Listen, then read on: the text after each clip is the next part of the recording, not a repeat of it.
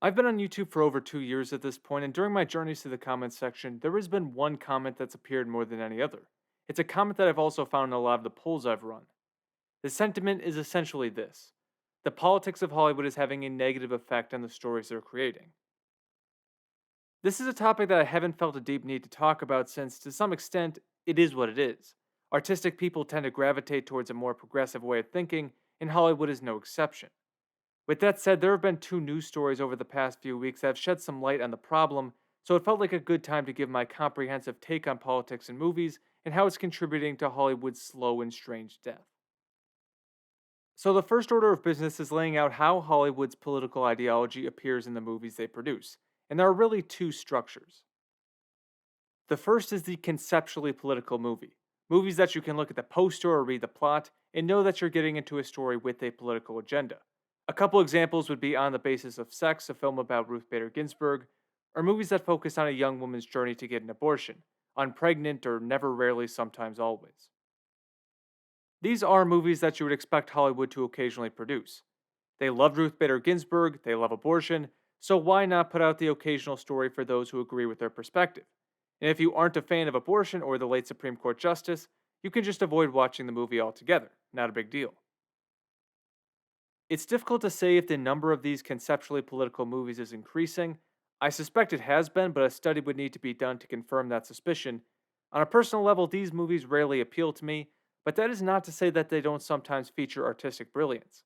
A Portrait of a Lady on Fire is one of the best looking films of the past decade, and the acting is nothing short of phenomenal. Hollywood should never be expected to stop making these types of movies.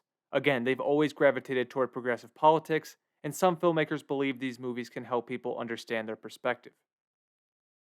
The second way politics is included in movies, and television for that matter, is much more subtle and, in my opinion, much more annoying. I think it can best be described as a political beat. These political beats occur in stories that are not overtly political stories. In fact, they often happen in some of the best movies that come out every year.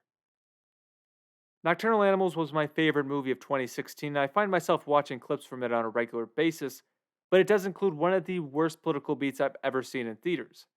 Why? Are you serious? Well, you know my parents, right? They're religious, conservative, sexist, racist, Republican, materialistic, narcissistic. It's a very strange moment. The characters just sort of brush by it.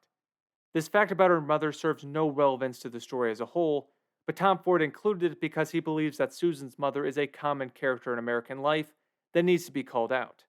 And if you're a Republican conservative in the audience, well, you just gotta swallow it. These moments are in so many TV shows and movies that I could never name them all. The Batman has one, Ozark Season 4 has one, Tick Tick Boom has a random scene condemning America. These are just stories I've watched recently. These moments do not ruin the experience for me, not even close. I love Ozark, I like Tick Tick Boom, and I thought the Batman was pretty good. But I'm someone who watches a lot of movies and loves filmmaking as an art form.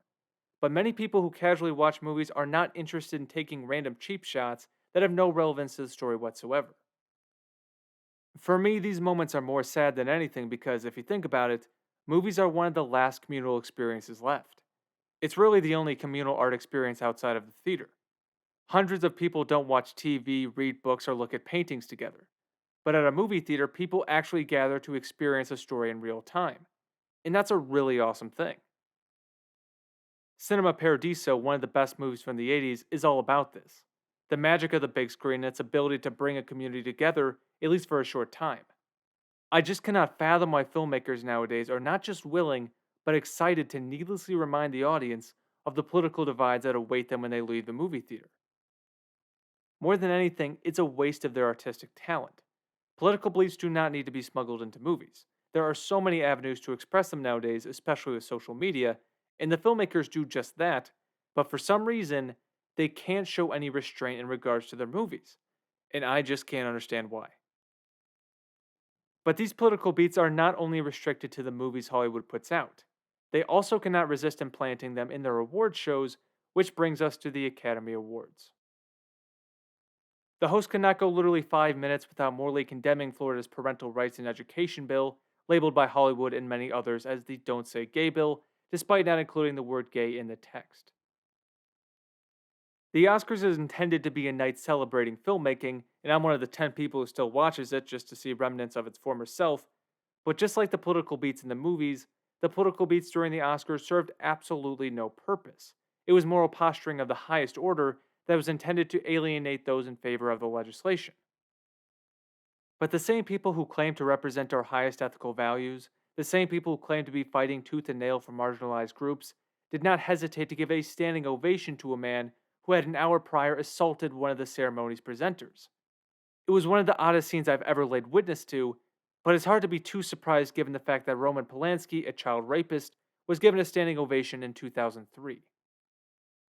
So it's not just that many artists are inserting their political beliefs into their films for ideological brownie points, it's the blatant hypocrisy seen whenever they gather that adds to the distaste people have for Hollywood as an institution. And the highest form of distaste is apathy, which is manifesting in the box office numbers.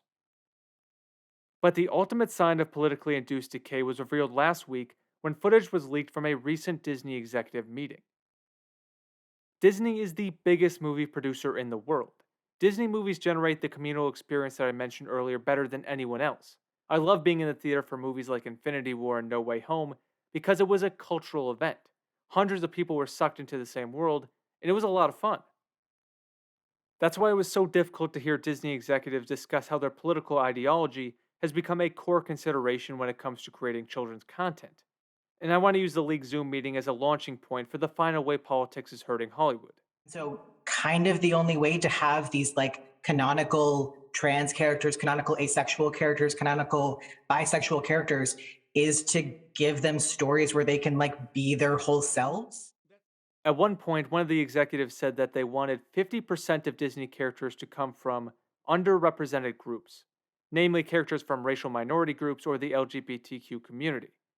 Now, the first question should be, how on earth do you show characters that are asexual or intersex? Are they going to flash an arrow on screen that says this character is asexual, and then the screen cuts to a lecture on the nature of asexuality? Who the hell knows?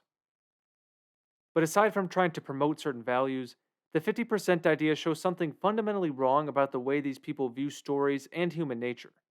They act like a person's skin color and sexuality is the essence of their existence.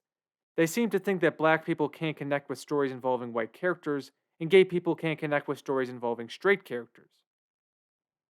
Shawshank Redemption is not one of the best movies of all time because red is black. Shawshank is one of the best movies of all time because of the universal message about enduring suffering and never giving up hope for a better future. If Red happened to be white, like he is in the book, I guarantee no black person would have seen the movie and said, well, if only Red or Andy was black, I would have liked it. Including more minorities is not a bad impulse, but the idea that every single identity group must have a character to identify with, that is flawed thinking. A good story will connect with every audience member regardless of their group identity. Disney became a giant in children's entertainment because their stories achieved just that. But you have to wonder about their future now that they're spending creative energy on which sexual orientation should be included in the background of their scenes. Now, despite the decreasing box office numbers, Hollywood's monopoly on entertainment will continue.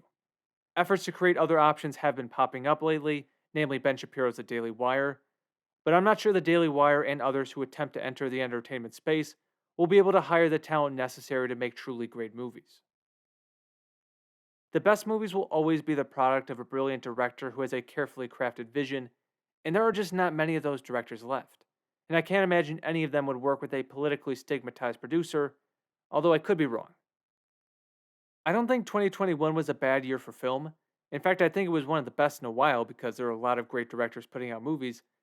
But as political polarization increases as a result of the ongoing culture wars, more and more artists and producers will want to advertise their supposedly moral ideology, which will only lead to greater alienation of the audience. Hollywood should not be expected to drop the causes they support. And if they want to make entire movies intended to support those causes, more power to them. But if they're going to make movies outside the political realm and advertise them as so, random political beats that scoff at people who just want a short escape from their lives should be done away with. It would not only be better for our society, but it would move cinema closer to its designed role, a place where entire worlds can be discovered and heroes can be made. Heroes that hundreds of people can root for together, regardless of their political allegiance.